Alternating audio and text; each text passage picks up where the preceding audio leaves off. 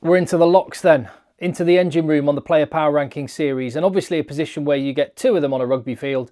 So as I've called the first one, the tight head lock, the guy that scrummages usually behind the tight head prop on the right hand side of the scrum, normally wearing number 4 in most cases. In England and France, certainly there might be others, they wear number 5, but it's the enforcer. It's usually the bigger of the two second rows, the one that strikes fear into the opposition, that runs around whacking people and whacking rucks and doing all the unseen ugly stuff that makes all of the lovely bits of rugby possible. So here we go then with the tight headlock. Your thoughts in the comments down below, please, and I would love it if I would earn your subscription on the channel and give the video a thumbs up. Last time out, after the July tests, this is what the top 10 looked like, with Eben Etzebeth there at number 1, where he's been all the way through so far. RG Snyman, his countryman, alongside him in the top 10, with other players rising up the chart. Joe McCarthy, Emanuel Mayfu, George Martin, the young guns coming up hot on their heels. Now, this is one of those interesting, because there are two locks on a rugby pitch.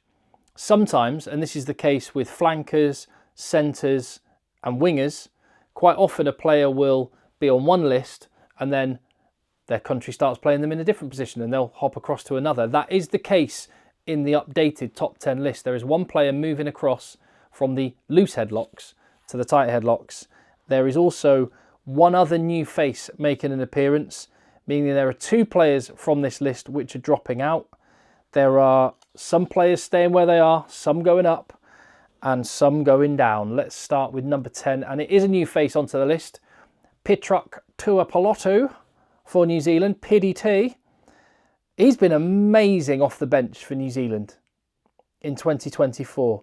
And arguably too good off the bench, because he seems to have become a bit of a specialist in that role, just coming on and changing the game in the last half an hour. And there's a number of matches which were close and in the balance, which PDT came on and just wreaked havoc and made a decisive difference for his team. He's been absolutely fantastic. He has started the odd game alongside Scott Barrett, hasn't he? I think New Zealand might be another team where no, I'm just trying to think. Sam Whitelock always used to wear 5. So no, the number 4 is kind of the enforcer for New Zealand. He has played alongside Scott Barrett, but for the most part, he's been backing him up. And it's the most influential he's been for New Zealand since he was playing regularly around about the Rugby World Cup 2019. It's actually over 10 years since he made his debut. 50 caps to his name. He's still getting better, in my opinion. Number 9, down one spot, Ole Chessum.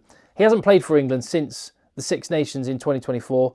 That's due to injury. A key man for England. He can play blindside flank, he can play second row, and he just makes things feel right when he's on the pitch with England. The line out is better. The ball seems to be a bit quicker. He just does all of the things you want a good enforcer type lock to do. So Ole Chessum, he hasn't played much this year, but he's got enough credit in the bank that he stays in the top 10 at number 9. And a reminder, the criteria for this, it's not just about current form. I take that into account, absolutely, but also historic form, because I don't want the list to change massively every 6 months. It'd be to 10 completely new names based on who just played really well. I want it to sort of chart the rise and fall of players more gradually. And in a couple of years' time, we'll be able to look back and sort of see the journey that players have been on. And in the case of Will Skelton, he is hanging on by a thread. He drops down a couple of spots again. He hasn't played much for Australia this year. Played a couple of games in November. I don't know, he could be dropping out of this top 10 completely next time. But equally, if Will Skelton gets the bit between his teeth and plays the way that he does regularly for La Rochelle, where he is almost unplayable and about as fearsome as it gets in this particular role, then he could be rocketing back up the list again. He's 32 now. I think this is a massive year for him on the international stage. Does he want it? Is he motivated? Will Joe Schmidt use him? Let's wait and see. He's so talented. The raw attributes this guy's got is ridiculous. And as I say, for La Rochelle, he's brilliant. And he regularly plays 70, 80 minutes for them. So he can do it. Let's see if he will in an Aussie jersey this year. Up 3 places, Grant Gilchrist. For Glasgow Warriors and for Scotland, he's been absolutely massive in every sense of the word. Talismanic, whacking rucks, whacking people all day long. 34 now. He has got a huge year ahead of him. Could he make it onto the British and Irish Lions tour to Australia? What a story for him it would be if he does. I think there's an argument that he deserves it. He's at number 7 on my list. Tell me if you disagree in the comments down below. Number 6, downer spot, George Martin. And the downer spot for George Martin is less to do with the fact that he has not been good. I'd say the reverse is true. He's been very good. It's that there is, as I mentioned, a player who's coming across from the loosehead loosehead locks to this list of names. George Martin, only 23, already a key part of England's team, as he will be for years to come. He just whacks people. He is a specimen. And he'll want to have a better 2025 in an England shirt than he had in 2024, where he only won twice since the Six Nations. Those wins against Japan. Him and Maro Itoje in the second row have been very good for England. So I mentioned there's one name coming across from the other list. Scott Barrett. Scotty Barrett.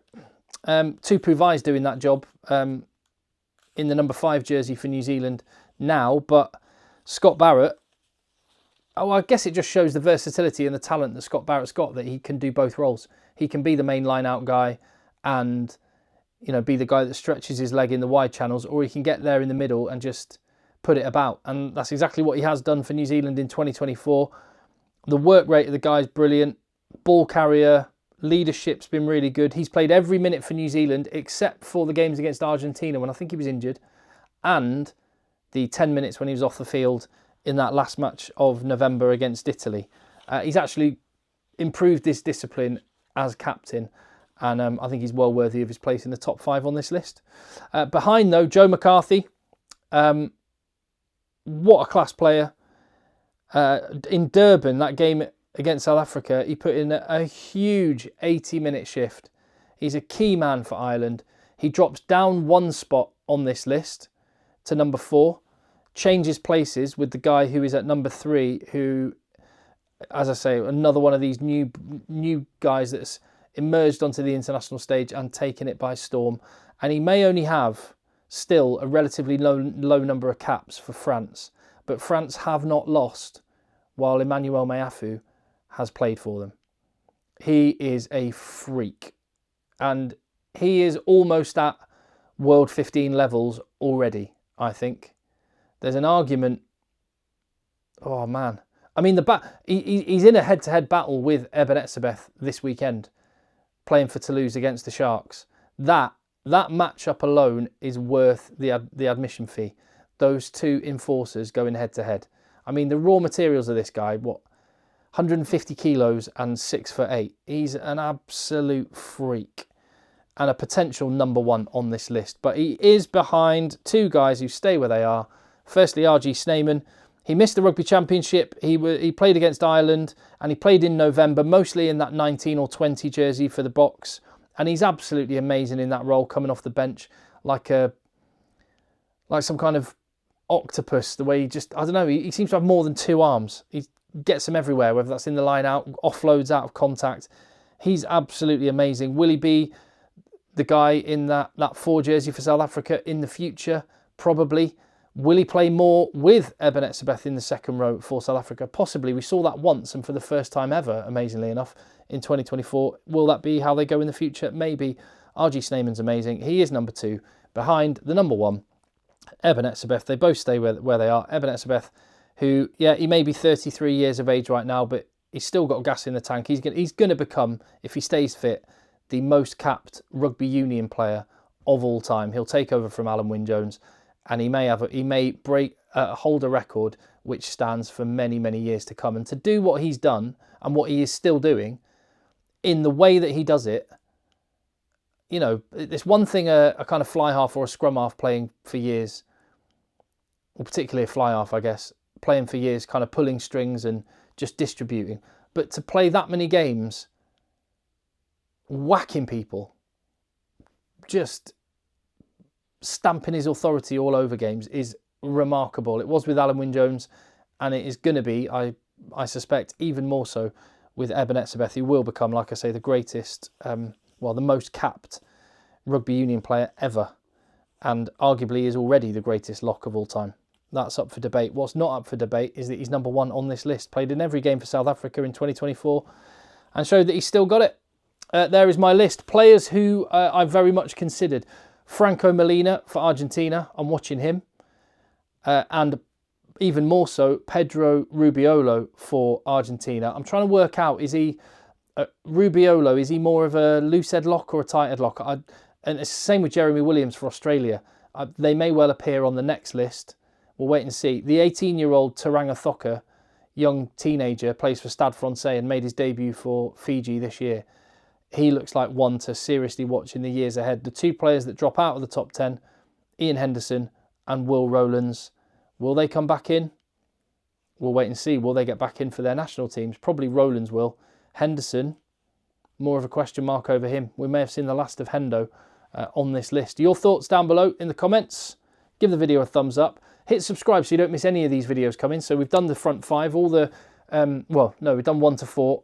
The front row is in the channel already. They're in the feed. And the rest of them are coming day by day over the next couple of weeks. I'll see you on the next one.